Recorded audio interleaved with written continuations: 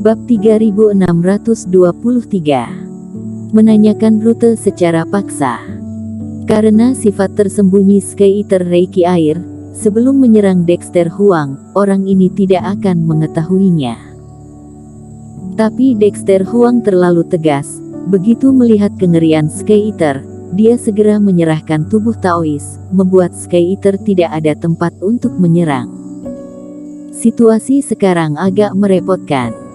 Begitu Dexter Huang kembali, kita akan ketahuan. Iblis Fu berkata dengan sungguh-sungguh. Jadi kita harus bergerak secepat mungkin, Eric Kin berkata. Situasi menjadi semakin mendesak. Rencana awalnya adalah menangkap Dexter Huang dan yang lainnya, memahami segala sesuatu tentang Pulau Tengah, dan kemudian melanjutkan selangkah demi selangkah, dan memanfaatkan Dexter Huang sebagai kunci untuk menyelinap ke Pulau Tengah. Alhasil, sekarang Dexter Huang telah melumpuhkan tubuh kloning dan tubuh Taois, lalu melarikan diri. Tidak hanya rencana awalnya gagal, tetapi bahkan langkah selanjutnya adalah mempercepat kemajuan, berpacu dengan waktu. Jika tidak, tunggu Dexter Huang kembali ke pulau dan menyampaikan berita itu kepada Bobby Gao. Saat pihak lain sudah punya persiapan, maka semuanya sudah terlambat.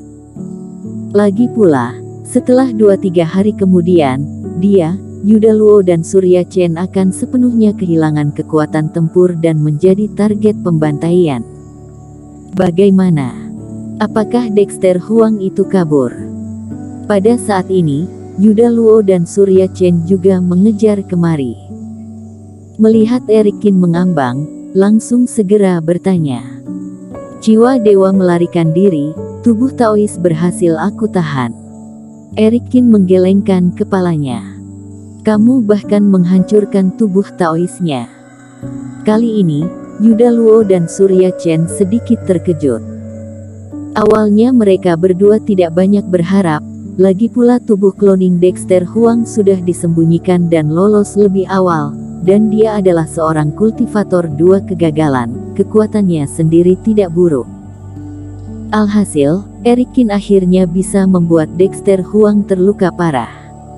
Setelah itu, Eric Kin mengungkapkan pemikirannya kepada mereka berdua. Bergerak lebih awal. Sepertinya hanya bisa begitu. Yuda Luo mengangguk. Sebenarnya, memusnahkan tubuh Taoisnya juga baik untuk kita. Pertama, Dexter Huang menghancurkan tubuh kloningnya, lalu tubuh Taois juga hilang. Kedua jenis serangan itu digabungkan, dia pasti terluka. Meskipun dia bergegas kembali sekarang, hanya ada satu jiwa dewa yang tersisa, kecepatannya juga tidak akan sangat cepat. Jika kita bisa mendarat lebih dulu sebelum dia kembali ke Pulau Tengah, maka situasi saat ini tidak akan terungkap, Surya Chen juga berkata. Keduanya adalah orang yang licik, selama Eric Kin menjelaskannya sedikit, mereka akan mengerti bahwa Eric Kin berada di arah yang benar. Sebelum Dexter Huang tiba, atau tiba di Pulau Tengah bersamaan dengan Dexter Huang, itu seharusnya menjadi kesempatan terakhir bagi mereka bertiga. Tidak peduli apa, kita kembali ke Pulau Darah dulu, tanyakan rutenya dulu, lalu segera pergi, Eric Kin berkata. Kembali ke Pulau Darah, Paman Yuan dan yang lainnya juga sedikit khawatir saat mengetahui Dexter Huang tidak terluka parah. Semua orang tahu apa artinya itu. Bagaimana dengan para tahanan? Eric Kin bertanya. Mereka semua diikat oleh kami, Paman Su dan yang lainnya mengawasi mereka, tetapi orang-orang ini sangat menjaga mulut. Setelah menyiksa sesaat, mereka tidak ingin mengatakannya. Paman Yuan berkata, betapa tangguhnya sekelompok pengkhianat, serahkan padaku. Yuda Luo mencibir, di sini, selain klan iblis, dia paling benci orang-orang ini. Beri aku beberapa juga, aku memiliki kepercayaan diri untuk membuka mulut mereka, Surya Chen berkata. Tatapan mata Eric Kin bergerak. Saat kita interogasi, ingat segel jiwa dewa mereka, tanya mereka secara terpisah. Nanti kita rangkum kesaksian mereka, ingat harus cepat. Ide yang bagus, lakukan saja seperti itu. Setelah Dexter Huang melarikan diri, di sana tersisa 7 anak buahnya. Awalnya ada 8, tapi 1 meledakkan diri saat tubuh Dexter Huang terbang keluar. Eric Qin, Surya Chen dan Yuda Luo masing-masing memilih 2 orang, dan yang terakhir diserahkan kepada Paman Yuan. Paman Yuan secara khusus meminta orang ini, konon orang ini adalah yang paling kejam terhadap klan iblis sebelumnya, dan banyak klan iblis yang tidak bisa menahan diri untuk menggigit dagingnya saat melihatnya. Apakah perlu beberapa alat untuk interogasi? Setelah masing-masing membawa orang untuk diinterogasi, Eric Qin bertanya. Jika ada, tentu lebih baik. Yuda Luo berkata. Namun, Yuda Luo hanya berkata dengan santai, lagi pula, dalam hal metode pemaksaan, kultivator memiliki beberapa metode, tetapi dengan bantuan beberapa roh senjata dan bahkan beberapa item tambahan seperti pil mujarab, semua adalah item spesial, orang biasa mana mungkin ada. Orang bisa tidak memilikinya, tetapi Eric Qin memilikinya. Bruak. Eric Qin melambaikan tangannya, tiba-tiba tas penyimpanan seperti air mancur, menumpahkan tumpukan berbagai barang seperti bukit. Banyak harta karun bernoda darah hitam di atasnya. Beberapa di antaranya mirip seperit kursi, tetapi bagian atasnya ditutupi dengan gigi tajam. Beberapa di antaranya bercahaya dan sangat tajam. Bentuknya seperti jari tangan dan kaki yang terpotong, dan ada berbagai alat siksaan yang aneh. Begitu barang-barang ini dikeluarkan, bau darah yang menyengat segera menghilang. Melihat ini membuat sekujur tubuh orang-orang merinding. Semua orang tercengang dan menatap Eric Qin dengan tatapan mata yang tidak bisa dijelaskan. Terutama Surya Chen dan Yuda Luo, sebagai 2 tuan dari satu pihak, mereka biasanya menginterogasi beberapa orang. Namun di antara alat-alat penyiksaan ini, mereka hanya mengetahui paling banyak 1/10 di antaranya, dan hal-hal lain yang terlihat menakutkan belum pernah mereka lihat.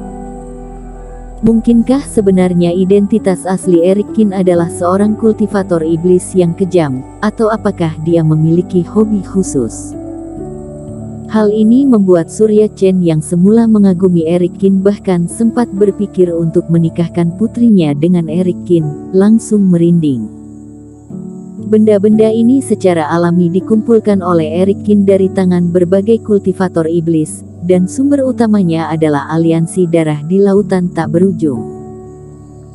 Dan alat-alat siksaan ini, karena sifatnya yang khusus, dan bukan roh senjata yang bermutu tinggi, bahkan tidak layak untuk digunakan dalam formasi penghancur iblis, tetapi disimpan. Waktunya terbatas. Semua orang memilih beberapa orang yang berguna. Kemudian beberapa utusan khusus diseret ke dalam kabut darah di sekitarnya dan mulai menggunakan metode mereka. Tentu saja, tidak ada yang bersimpati pada orang-orang yang melakukan hal buruk di pulau darah ini. Luka di tubuh Cindy dan lainnya belum sembuh, orang-orang ini dipukuli dengan sangat ganas sebelumnya. Mereka seharusnya berpikir hari di mana mereka juga akan disiksa. Kamu bajingan berani merusak rencana kami, jangan berharap bisa mendapatkan informasi, aku setia kepada pemimpin Gao, dan tidak akan mengatakannya. Di depan Eric Qin, ada 2 orang utusan khusus, satu dengan wajah tegang dan diam, yang lain dengan gigi terkatup, menatap Eric Qin dan terus mengutuk. Bagus sekali. Dalam hidup ini, aku paling mengagumi orang yang gigih. Karena kamu sangat gigih, maka aku akan menyiksamu dulu. Eric Qin tersenyum, pertama-tama melirik kultivator yang gugup dan pendiam, dan kemudian menunjuk langsung ke orang yang mengutuk. Belokan yang tajam membuat orang itu tertegun sejenak, dan kemudian dia hampir muntah darah. Ini tidak benar. Tujuan dia menunjukkan sikap gigih. Dia berharap Eric Kin merasa dia sangat gigih, sehingga Eric Kin menyerang temannya lebih dulu. Dengan begitu, dia dapat memutuskan apakah akan mengaku atau tidak melalui metode Eric Kin. Alhasil, Eric Kin berbelok, langsung menuju ke arahnya. Bukankah kamu sangat mengagumi orang yang gigih? Bukankah waktumu terbatas? Harusnya kamu cemas ingin segera mendapatkan hasil, kenapa menyerangku lebih dulu? Selanjutnya, serangkaian jeritan seperti pembantaian babi terdengar di Pulau Darah. Tidak ada kata sopan di dalam situasi hidup dan mati.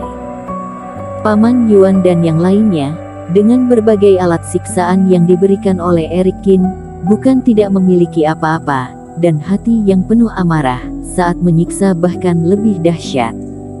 Bersambung.